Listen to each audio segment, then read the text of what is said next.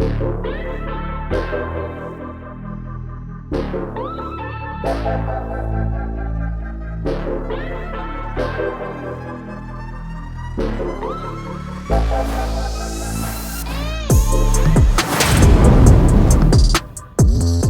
guys!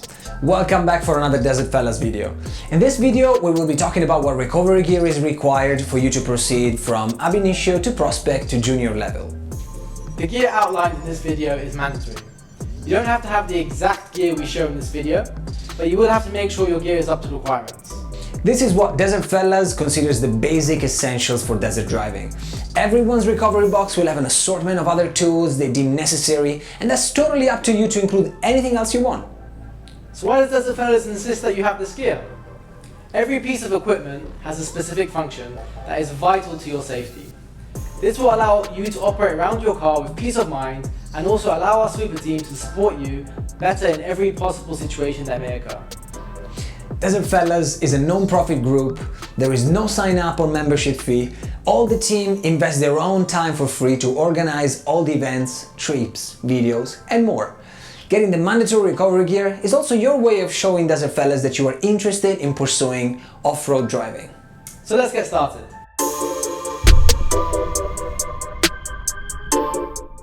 Our first and most important part is going to be a radio, a VHF radio. Now this one is one of the most important pieces of equipment because when driving in a convoy with Desert Fellas, this is your way of communicating with others. This is also one of the few items you will need for all prospect drives and all your drives in the future.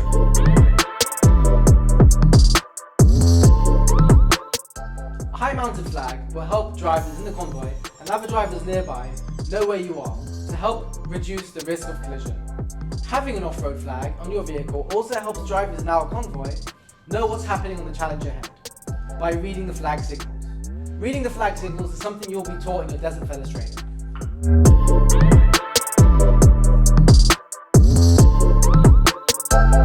Deflating your tires will increase the surface that touches the sand, increasing traction and significantly reducing the risk of getting stuck.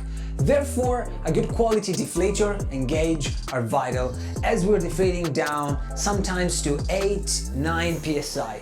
A good quality gauge is needed to ensure your reading is accurate. Too low and you risk a pop out. Too high and you will lose traction or get stuck. There will be another video going into more details about deflating your tires and the best PSI to have when out in the dunes.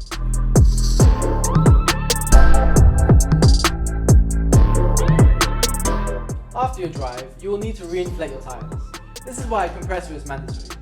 Even during drives, there may be occasions where you might need to top up your tire pressure.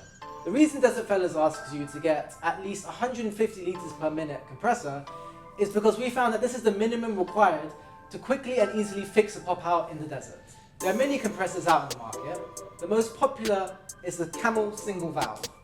You can pick these up at Dragon Mart for around 200 dirhams. If you want to invest a little bit more in your compressor, another great choice would be the ARB twin air compressor. This can be mounted in various parts of the vehicle, like under the seats, in the hood, in the trunk, or elsewhere. It's really accessible and it's always ready to go. Believe it or not, next up is going to be a bottle of water.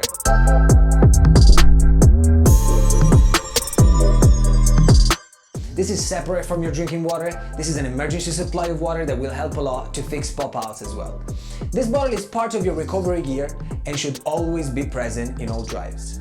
There will be a video showing a deep dive into how to fix a pop-out tire.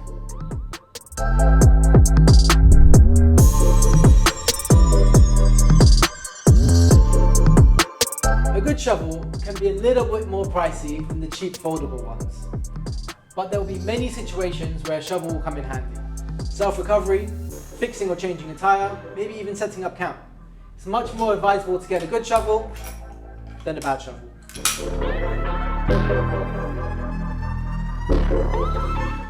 Recovery ropes.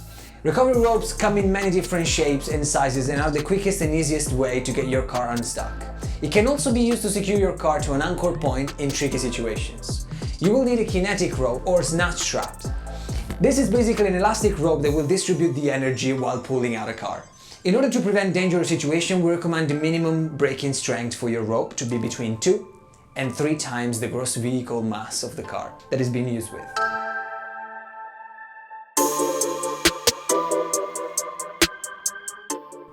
Along with your recovery rope, you'll also need rated shackles. Here you'll have a choice between bow shackles and soft shackles. We normally recommend soft shackles, but this is down to preference. Each has their pros and cons. For what we mainly use it for in the desert, the soft shackle is a lot better and most importantly, is a lot safer to use. If the shackle is the point of failure during the recovery, I'd rather have this flying towards me than one of these.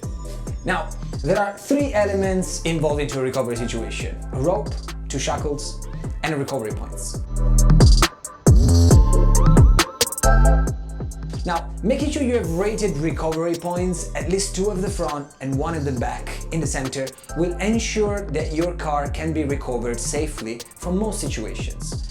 If the recovery point is not rated, there is a risk it can break during the recovery process, meaning that heavy chunk of metal might be flying through the air at high speeds, and this can cause a lot of damage to your vehicle, the vehicle recovering you, and possibly to other people present.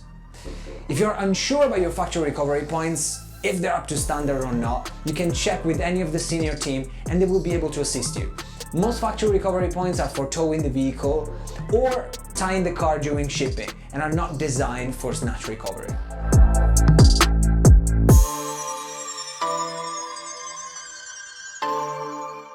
Most cars these days come with either a scissor or a bottle jack inside. These are good on the road, however they can be quite dangerous when used in the desert. The safest and easiest one to use would be a trolley jack. They're fairly cheap, compact, and unlike a high lift jack which require points around the car, they can be used anywhere and on any vehicle. With your trolley jack or any jack, you will need a jack plate. This end will unlikely provide you with a flat surface, and you need the plate here to increase the surface area and distribute the weight so the jack doesn't slip or sink into the sand.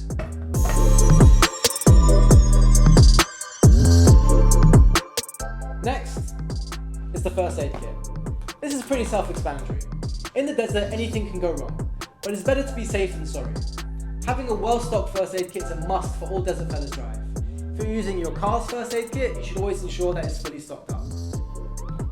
If your first aid kit has a little pamphlet inside, give it a read. Familiarise yourself with what's in there and how it's used.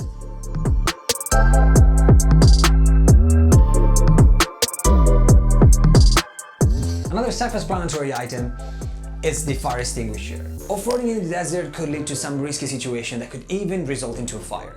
Having a powder fire extinguisher that is easily accessible is extremely important. Make sure to regularly inspect your fire extinguisher and make sure it hasn't passed its use-by date. Also, if you're like us and your extinguisher is strapped to the car, familiarize yourself with how it comes out and even how it works. There are many different shapes and many different kinds.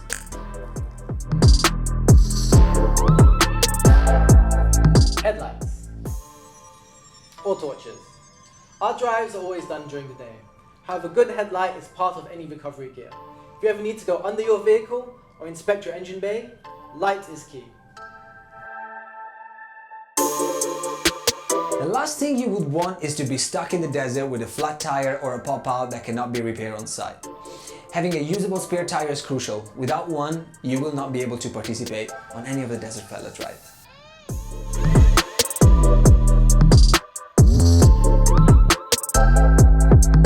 With all this gear in your car, it can actually be a hazard if not properly secured. At all times, everything in your car must be tied down. This includes all of your gear, people, pets, and anything else that can fly around when off-roading.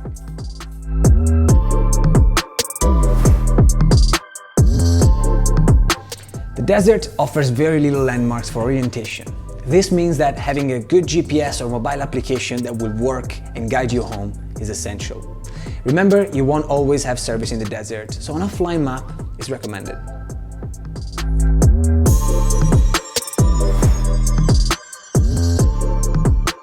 Final item we come to on our list, trash bag.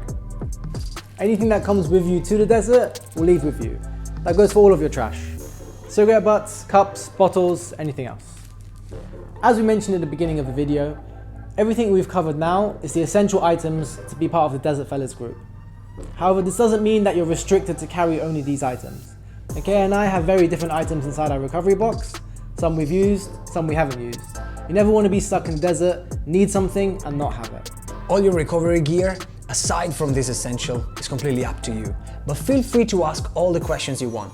You can use here in the description below all the channels that we listed: Instagram, Facebook, our website and Telegram.